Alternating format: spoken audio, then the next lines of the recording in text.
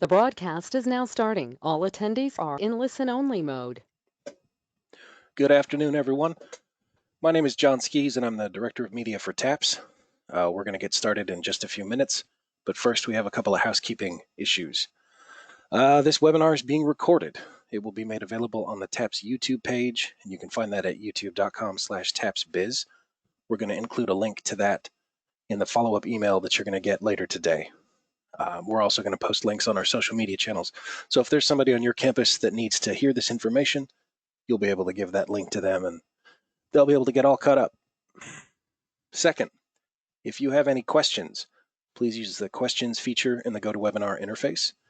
We're going to try to answer those as we go through the presentation, but if we don't get to yours, there is a Q&A session at the very end. We'll try to sweep through and make sure that we didn't miss anything. If your question is too detailed kind of to get into in this forum, or if we don't have time for it, please send us an email after the webinar, info@taps.biz, or you can call the office. Third, we're kind of spread out today. It's kind of a semi-virtual office. I'm at home, so if you hear my kids screaming in the background, I apologize. But in the office, I'm joined today by Brian Bunselmeyer, the TAPS Executive Director, Robert Huckabee, our Director of Compliance, Steve Perdome, the TAPS Associate Director, and we've got Will Dixon from the TAPS office who's helping out behind the keyboard today. Before I hand it over to Robert, we'd like to know a little bit about who's participating in this webinar today, so I'm going to launch a quick poll. We would like to know what your role is on your campus. I'll leave this open for a couple of minutes, or for about a minute, and then we'll get started.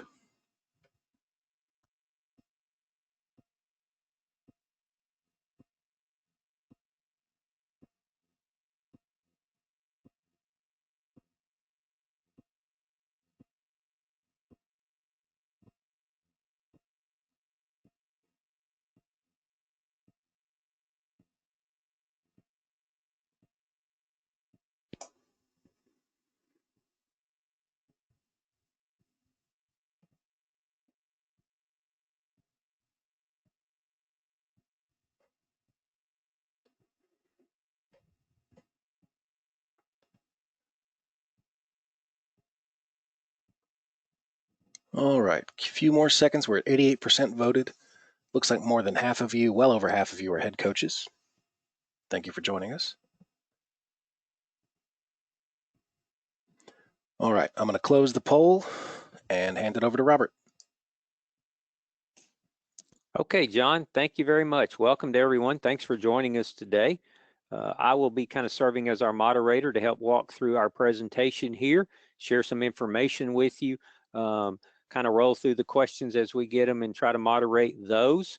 Brian and Steve are here with me to help answer questions and comment on some of our information. Before we get started, Brian, share some welcoming comments with us. Thank you for joining us here today. I've been involved in cross country since 1974, so I've got a history. Sometimes fast, sometimes slow, sometimes the last one in the pack, but we've moved forward. Cross country is very important to TAPS. It's become a fall staple for many of our schools. Over the last few years, we've continued to climb on our participants. So we wanted to reach out to the cross country coaches, the athletic directors, and others that are here to kind of give you our perspective on the cross country season as we move through the times that we're in. Ultimately, this might be the easiest sport to comply with the governor's restrictions that Robert's getting ready to outline, as outdoors and running and doing calisthenics is pretty much what cross-country runners do. So the only limitations might be whether you have to coach them virtually or in person. So again, thank you for joining us today.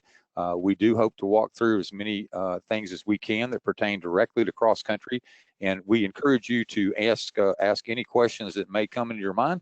If we can answer them, we will. This is a forum for our coaches, so we want to be able to help you as best we can. So with that, I'll turn it back over to Robert again. Thank you for joining us for this cross country webinar.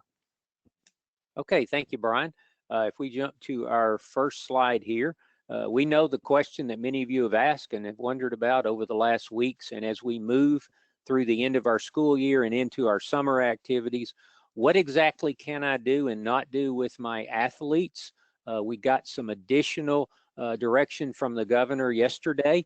Didn't answer all of the questions that we have, and we know that you have, but it is the direction we have at this time. So we've poured through all of that and tried to decipher what applies to school programs. Remember, we are school-based programs. There was a lot that was published about other leagues and sports and programs, youth programs, pro leagues.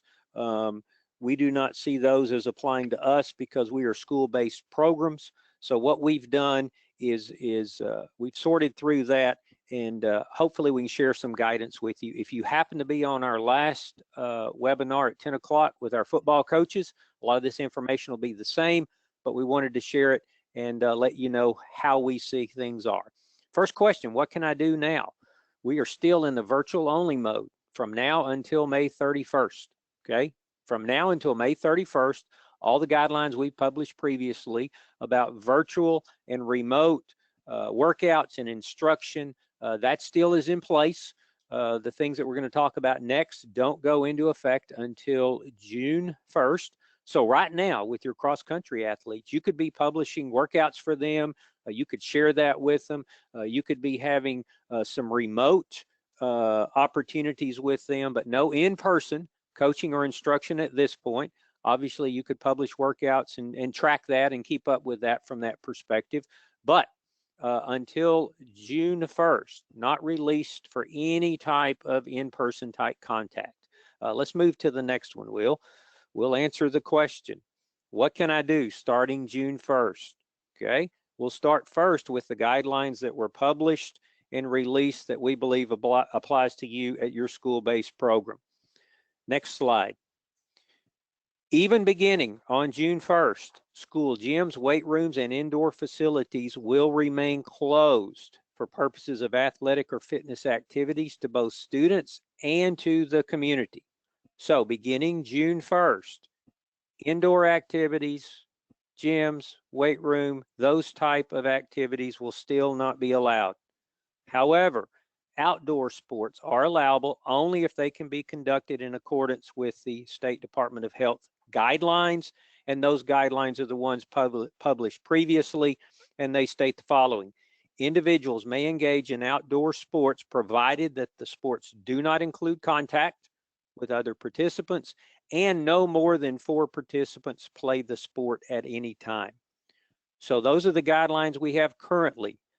Virtual only from now until May 31st, and then beginning June 1st, you could do some outdoor activities within the guidelines and restrictions that we've been given at this time. Brian, do you want to share some comments about that?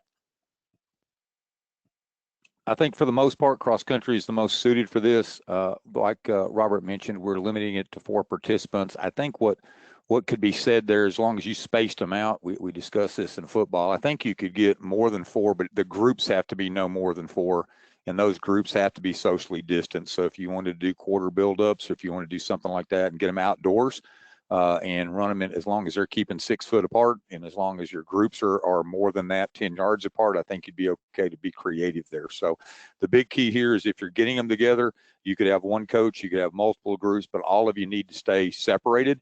I can think of a track workout being, cross country, if you're running 5 miles, and it's just a straight 5-mile run, it's a little different than if you're doing track work. But I think as cross country coaches, definitely with the stretching activities and all, getting them together to do that once June 1 gets here, I think very welcome to do that. I think as we move on to the next slide here, what will this change? We're living in a time of change. We have the best made plans that we know how to come up with. We continue to refine in all activities. Cross country is very important, and it's a part of the deal as well. But it is a free-flowing season, so we'll talk about your schedules later. But if the governor backs this up and says, hey, we can't do it till June 18 or June 15 or August 1, we'll all be ready. And if he says, hey, you can go June 1, then we'll be ready to do that. So June 1 is our kickoff date. One thing we've learned is it will change. And to be quite honest with you, nobody has to date sent us a preview of what the changes are.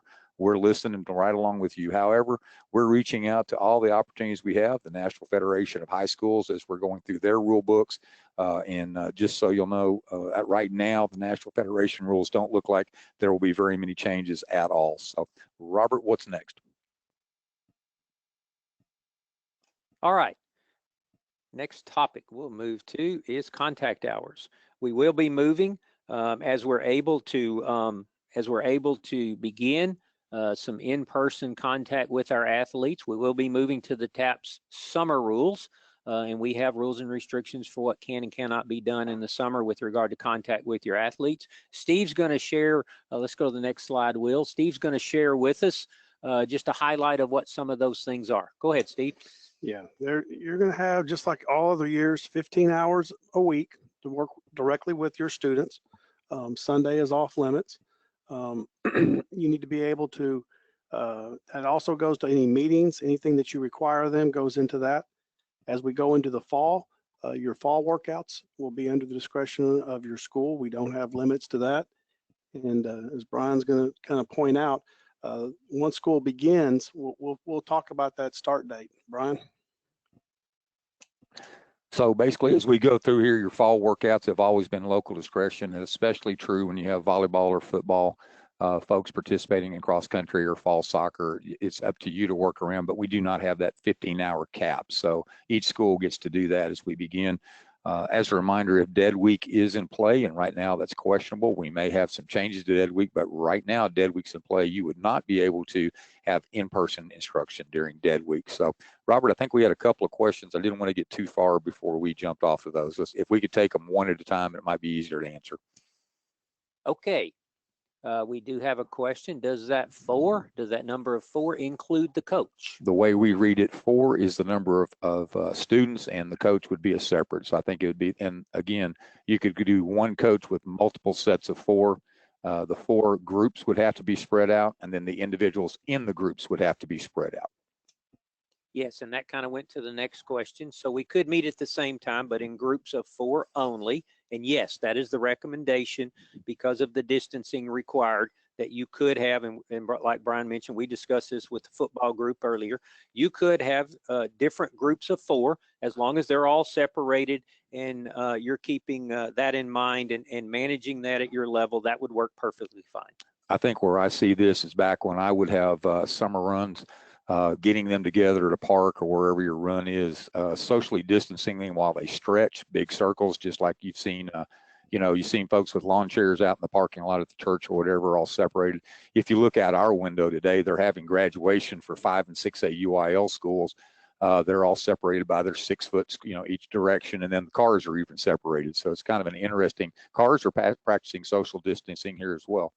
But along that line, you could do your stretching, they could go run, they could come back, and you could do your post-race stretching as long as you maintain those social distancing guidelines, as we know them to be a minimum of 6 foot between each other. I would just make sure my groups were also separated by 10 yards or so that there's no question. So that's the answer I have right now. What else do we have, Robert? Okay, we have a couple more along the same lines. Here's a question. So no weight room or gym usage. That is correct. Indoor is expressly prohibited. So no, you cannot go lift. You cannot go indoors and run in the gym. You cannot do anything. And even if you had an indoor football practice facility, et cetera, can't be involved in that. Okay, we have another one. So I thought we could do open gyms starting when our school is opened. The way the governor has written it, through June 1, open gyms are not allowed. It expressly in the governor's order. And Robert, I'm going to ask you to read that if you've got it handy there.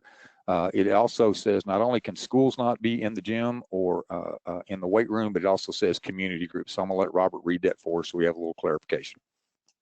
Yes, as it's stated currently, and this is all the direction we have at this time. Obviously, we'll get more direction as we move through this process. School gyms, weight rooms, and indoor workout facilities are to remain closed for purposes of athletic or fitness activities to both students and the community. So schools are treated a little different than some of the businesses that you've heard about are beginning to open up and to have some occupancy. Schools are still, beginning June 1, school gym, weight room, and indoor facilities will remain closed for the time being. Be creative outdoors. Push-ups are good. Do your calisthenics, those kind of things. Be like the old day Air Force routine, I guess, and build up your internal strength that way. We ready to move forward, or do you have another one right now that needs to be answered? We have another one that's kind of similar. Can our coaches be with our students if we run at local parks around the area? going back to what I said before, I think stretching them and being a runner, the deal for all of this, excuse me for stuttering there, is that you have to maintain social distancing. So if you're a coach that wants to ride a bike, or if you're a coach that wants to run along with the kids, you would still have to be socially distancing as well. But remember, that doesn't begin until June 1. Between now and May 31st, you cannot live instruct them. You could have, it all has to be virtual until May 31, June 1. Unless things change, we're planning on you going back to being with your kids while still practicing these separation guidelines. Have another one that came up several times in our previous webinar with our football coaches. Can we move our weights or equipment outside? Quick answer is no. We're looking for ways to comply, and I would be remiss if I didn't tell you to take those instructions that the governor has at face value. I think we need to be working on what we can do within the restrictions instead of how to get around the restrictions. So not that that was the intent there, but if it says no weight room activities, I think that is because of the sterilization, et cetera, and the confined groups. The answer would be no. Leave your weight room equipment where it is in the weight room, and we'll get back to it as soon as we can. This another couple of questions here, and these are good questions. Beginning June 1, is that indefinite or until the next update? And do we know what the end date will be for the gym closures? Right now, what the governor said is that the gyms are closed. He has not given us an end date. What we have is that beginning June 1, you'll be able to get back together and go from, the big change is June 1, you go from virtual to in-person, unless that change comes as well. And as soon as he lets us in, as soon as Governor executive orders allow, then we'll allow you to get back in the gym. Steve's got a quick comment here. Yeah. Also, again, we're moving down this road with information and updates as we receive them. And so, yeah, you got some questions, and if we knew the answer, we'd like to sell it to somebody because we really don't know these answers until they come out. And so we're responding to the information that we have, and we believe that the information will continue to be updated, and hopefully we'll keep going in this direction. Here's one more. June 1st, if our school is doing virtual learning throughout the summer, are we obligated to not do sports on our campus? June 1st, what we're going to say, we've already moved forward into the summer rules of TAPS beginning May 18th. So regardless of whether your school is in session or out of session, as long as your local school, as long as your local county, city, or district allows it, as long as the governor allows it, you're okay. So long way to say, I'm going to say from a TAPS perspective, once you get to June 1, if your school allows you to come on and do the on-campus outdoor activities, we would allow that as well. Hey, these are all great questions. We know these are the things that you're wondering about at your level. One more along this line. Can coaches use the weight room for workouts for their own personal workouts? We're going to leave that to local discretion. So again, if your school allows it, I think that would be okay. I would be remiss if I didn't tell you the word coach does not include coach daughters and sons. So even if the school were to allow the coach or any faculty to use them, you would also have to have your protocols in place for cleaning and for safety. And at the same time, even though you're an employee of the school, whether it's part-time or volunteer or a paid coach, your children are not allowed to use your indoor facility as well at this point. Another question, can you post the updated COVID-19 restrictions for reference on the website? Those restrictions are posted on the governor's website. We'll post a link under our COVID tab. So it's what he released yesterday. He kind of dropped the bomb at 2 o'clock, and there's multiple pages out there for you to read. So we'll shoot you a link to his page, and it'll be on, and it'll be out there, www.taps.biz. On the right-hand side of the logo, it says COVID, drop down to COVID update, and later today, we'll have a link to that information on that page. One more regarding workouts before we move on. If athletes have their personal own resistance bands, would that be allowed for strength training outdoors? I think anything like that that's personal equipment, and they wanted to bring the resistance bands, they wanted to bring ankle or wrist weights or something like that, I think it would be okay as long as it's theirs and theirs only. Again, you definitely wouldn't want to provide water or any other equipment. I don't see the resistance bands the same as maybe your benches and your barbells. So I think we'd be okay along that line. Okay, we'll hop back on track here. We keep sending your questions in if you have them. We'll get to them as we go or more at the end. Getting back on our presentation here, Will, there you go. Important dates. Brian, visit with us about some important dates coming up for our cross-country coaches. So as Robert indicated, June 1st was when we can go to live practice up until May 31st. You're under virtual. Right now, Dead Week is still scheduled for July 26th to August the 2nd. We still have Dead Week in place. During Dead Week, you're not allowed to have contact or to work your coach with your students. So Dead Week is still in place, and it's a dead period. You can do what a dead man can do. It's kind of how it was described before. So no contact with them. August 3rd, you're back into your first day of fall practice. The transfer deadline to be able to run the TAP State cross country meet is September 8th. That deadline is firm. There's been no waiver of that, and I don't anticipate that from the board. So September 8th, students have to be at your school prior to that deadline to be eligible to run. We've been in contact with Tom Hill, who's been our longtime host in the Waco Striders. We'll host a preview meet. If all things go as planned, it'll be a twilight meet, October the 5th on the same course that in Waco. So October 5th, that meet information is posted on athletic.net. TAPS won't have anything to do with that, but it will be run by the same folks that'll ostensibly run our meet. The deadline of October 19th is for entry into the state meet. We must have all of your entries by that point. And then October the 26th, if everything goes well, will be our championship meet. A question came up earlier. We don't know if we're going to run cross country yet. Do we include it on our contract? You do need to include it on your contract if you're pretty sure you're going to be able to do it. If it is really questionable, we would allow you to add cross country. You'd still have to pay the fees, but we would allow that up until October. So you've got a little time there if you needed to check and add. So you could add cross country as we go on. But again, if you know you're coming, it makes it a whole lot easier for us to align things if we know who's coming. So those are the dates, the key dates to me. August 3rd is your first day of practice, September 8th transfer deadline, and then the championship meet is October 26th. And those are all posted for the most part on the TAPS calendar, www.taps.biz. Click on the calendar tab and scroll across. All right, thank you, Brian. Let's move on to our thought process with the fall. We still have everything on the calendar as scheduled. Our plans are to begin our fall activities as they are scheduled, subject to any changes that might occur. Brian, visit with our coaches a little bit about fall preparation.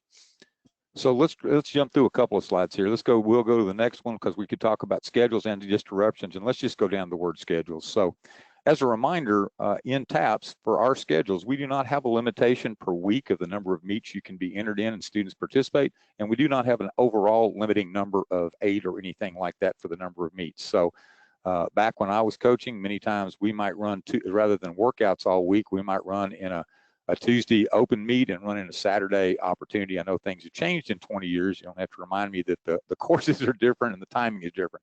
So as a schedule, as a reminder, you are not bounded by the number of meets per week, nor are you limited by the total number of meets that you go to. That is based on your local discretion. As well, if you're hosting a cross-country invitational, if you would drop us an email at info@taps.biz. If you're hosting that meet, we will make sure that we get that information up on the cross-country website. Others definitely will want to know if you're hosting, and maybe they can use that opportunity to come. info@taps.biz. Give us your date and your where you're located, and then if you've got it on athletic.net, we'll make sure we get that linked as well. So schedules is pretty wide open unless the governor tells us we can't do it. I will tell you the one thing that is a concern right now for us, and we're already planning for the state meet. As I think about schedules, I think about social distancing.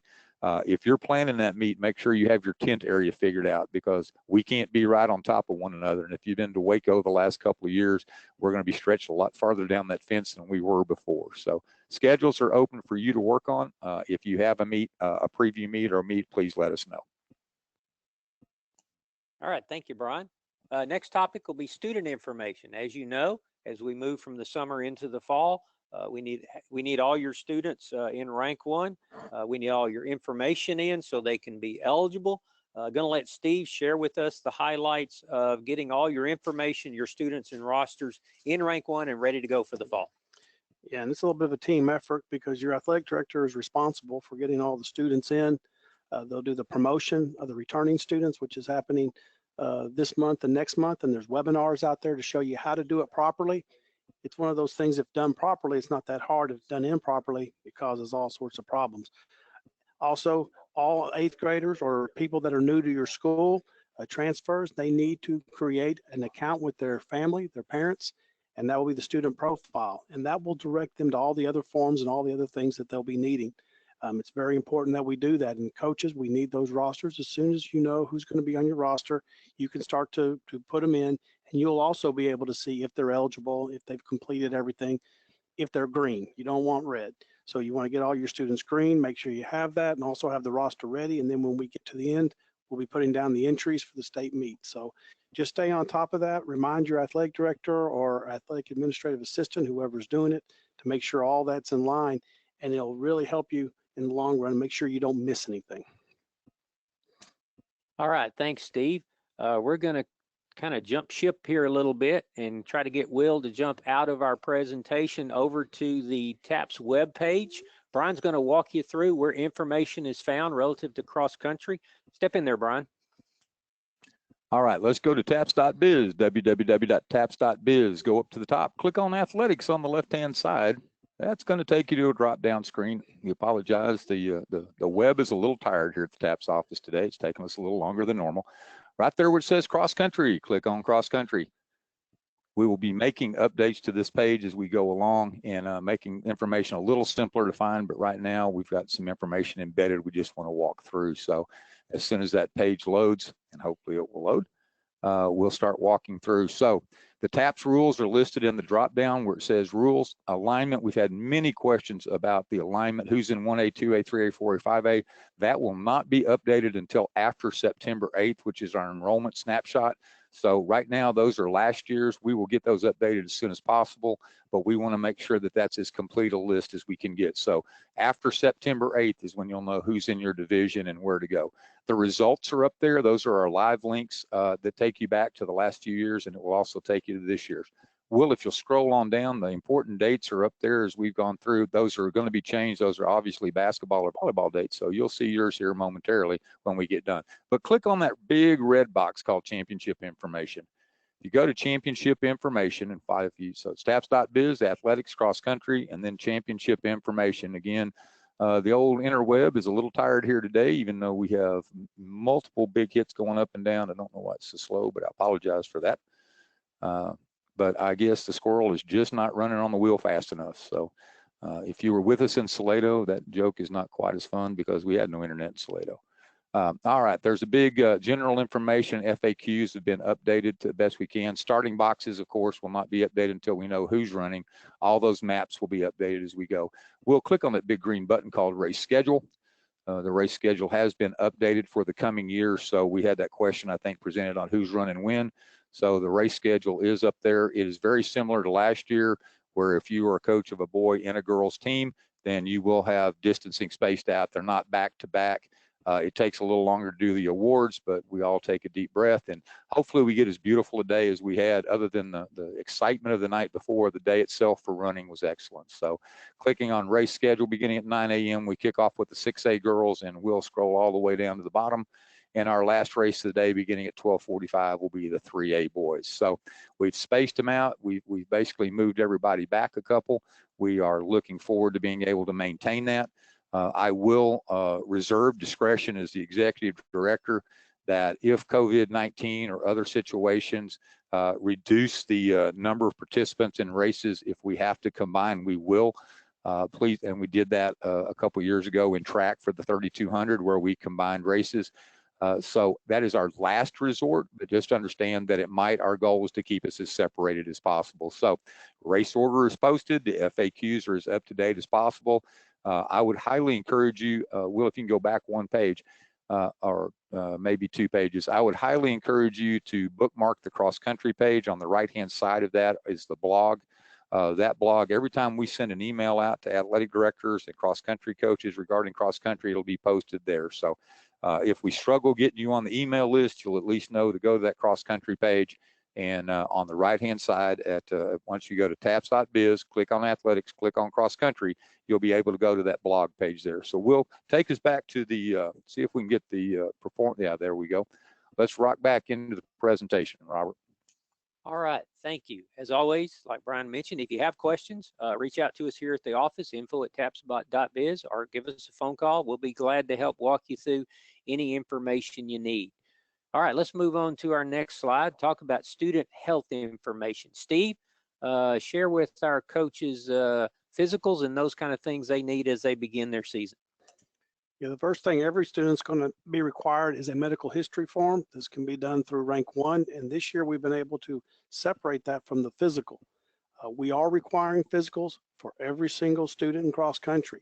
Now we understand that there's some issues. Some people are having issues getting in to see the doctor or getting them there. We're saying we want a physical as soon as we can get that physical.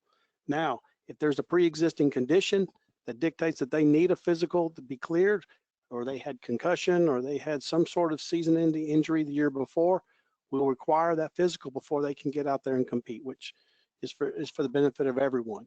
So be sure that you get them in there. And again, physicals as soon as we can. And obviously a cross-country runner running in August, you want to make sure that you know what kind of shape they're in. Get that done, and those will be uploaded into rank 1.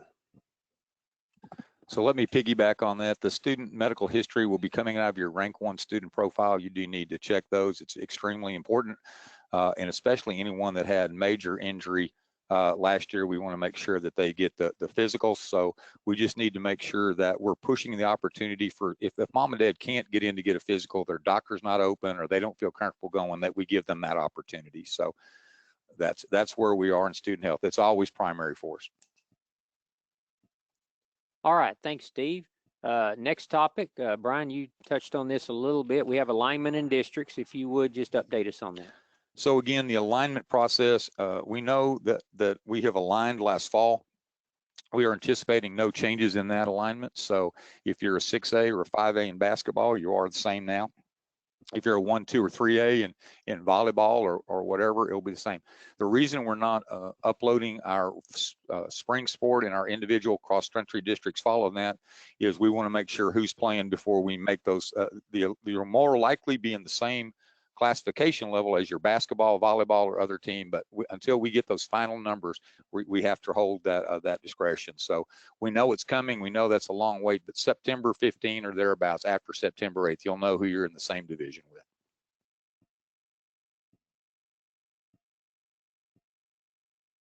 Oh, sorry.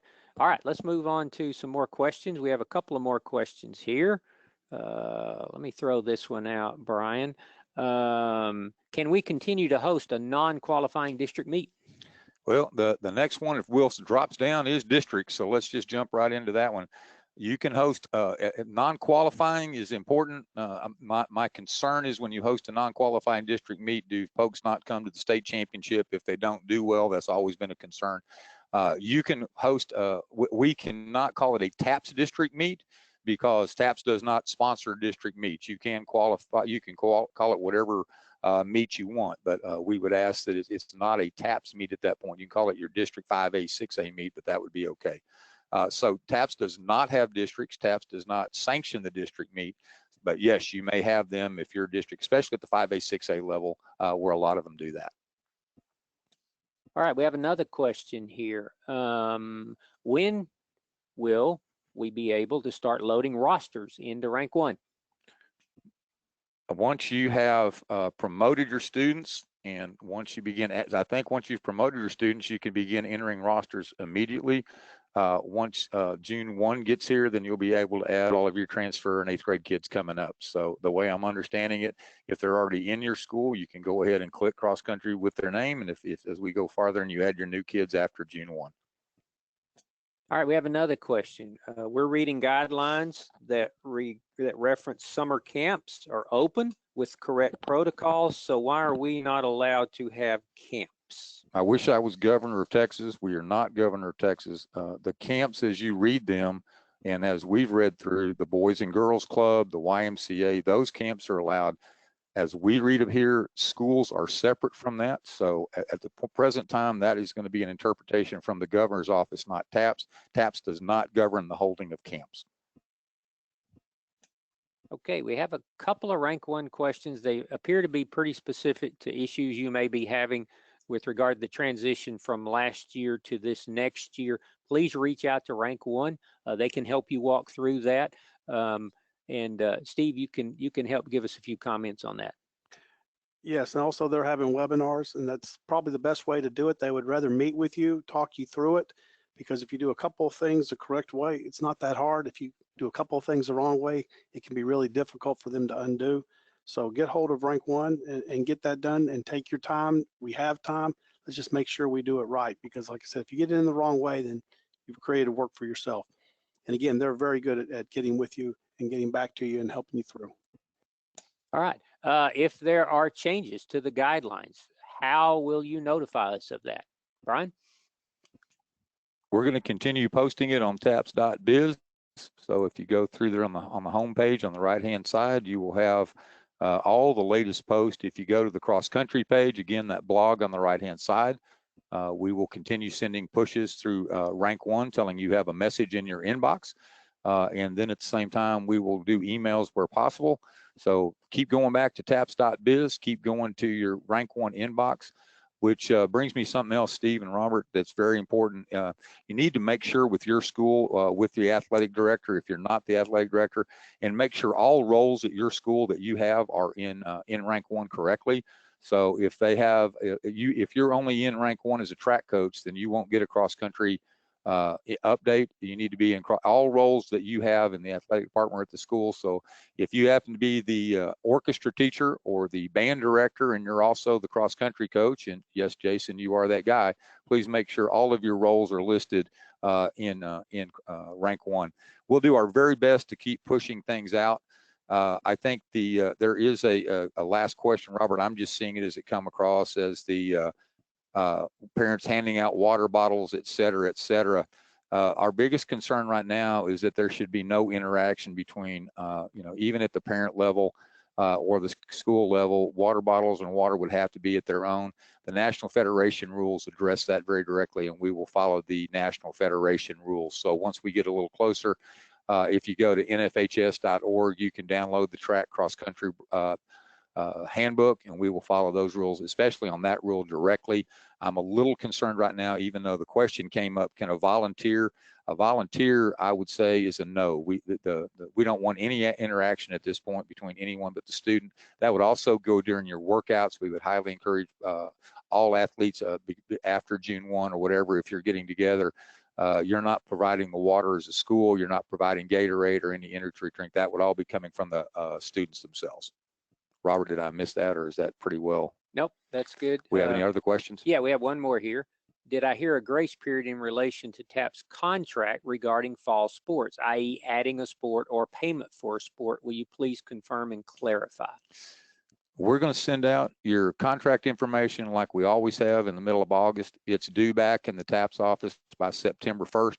We are asking that you include everything on that contract that you think you were going to participate in, just like we've always asked, and that you make payment at that time accordingly. There are some discussions about payment options later on, but they're not confirmed yet. If the board and when the board makes any decision, we would discuss that then. So right now, if you think, or if you know, if you're pretty sure that you're going to run cross country, it needs to be on your contract. What we're saying is, if something happens and you're really uncertain, I mean, to be honest with you, I don't think you're going to wake up. I don't know that I would wake up. I'm not going to put this on anybody else. I'm going to know if I'm going to run an October 26th meet a long time before. I'm not just going to show up and say that week I'm running a 2-mile race or a 3-mile race or whatever. So get them in on the contract as soon as, if you can. If there's a question about that, feel free to contact the TAP's office, and we would work to get you back in. All right, thanks, Brian. Couple of questions here along the same lines. On-campus activity is closed until June 1 for any sports coaches, athletes. Yes, that is correct. So basically no activity until June 1. Yes, from now through May 31st, virtual only. You can do virtual. You could share workouts. You could follow up virtually, but no in-person contact, no use of school facilities between now and June 1. And then June 1, we're limited to the outdoor restrictions that we discussed earlier. And we're just like you. As soon as we can open those gates and let everything go back to whatever normal is, understand we will be communicating that as soon as we can once we get there. Robert, I think that kind of brings us to the end, and it's your time for your spiel, and I'll let you go from here. All right, thanks, Brian. Our last slide. Please keep in mind, and we keep reiterating this throughout this process, we're trying to give you some guidance and direction within our rules. We're moving into the world of summer rules with regard to contact and participation with your student athletes, what you can and cannot do. But remember, these goals and restrictions are always subject to and must be in accordance with your local, state, and national orders. So what we've tried to do and what we're trying to do throughout these webinars, we're giving you the phases of the seasons that we're moving through and what applies, but that's always subject to all those restrictions we have in place. And for us right now, it's pretty much the things coming down from the governor's office. That's where we're taking most of our direction at this point. You do have some local things that may apply to you where you are. So we're telling you, you do have to still honor all of those. If you have any questions, reach out to us here at the office. We can help walk you through that. I think, Brian, we've addressed most all the questions on there. I don't see any more. We do have one more. Should coaches wear a mask? That's going to be local discretion. Governor Abbott in local discretion said they encourage it, but I think our governor's also said in most of his things it's not required. So that's going to be to what you feel like. That's also whether the kids should wear a mask while they run. That's going to be local discretion, and that's going to be individual protocol on that one. So as we move towards the conclusion here, we thank you for joining us today on the cross country webinar. We'll be moving through the fall activities and fall sports, both fine arts and sports here as we go forward this week. We're encouraged by what we read and hear from Governor Abbott that things will be coming back online June 1st. As things change, I encourage you again, make sure your information is up to date in rank 1 for as a coach. Make sure that you are looking at the TAPS website in general and the cross country page on the TAPS website in specific. It's our way to communicate with you. We have amped up the social media, but we're trying to keep the social media more aligned with student performance and et cetera as it goes through. If you do have an invitational meet and you want to get a little publicity out, make sure you send it to the office at info@taps.biz. The phone number hadn't changed since we moved from Salado, 254-947-9268. So info@taps.biz. The website is www.taps.biz. And our phone number, 254-947-9268. We look forward to hearing from you. We look forward to working through this together. As a reminder, we're 256 schools, 41,000 students, and 8,000 coaches and sponsors strong. We are one big family, and we're going to work through this together to get to the end of and the start of what will become the new normal. But also, we're looking forward to Cross Country 2020. Thank you, Jordan, for joining us on today's webinar. And John, that'll end what we have here. All right. Thank you, Brian. And thank you, Robert, Steve, and Will for that webinar today. Again, we are going to have this recording up on our YouTube page. That's youtube.com/tapsbiz. And that'll be up in a couple of hours. The link will be posted on our website under the COVID-19 webinars where you registered for this. You're also going to receive a follow-up email if you registered, and the link will be in there too. If you have any questions or if we didn't get to your question today, remember to email us at info@taps.biz. And thank you, folks. You guys have a good day.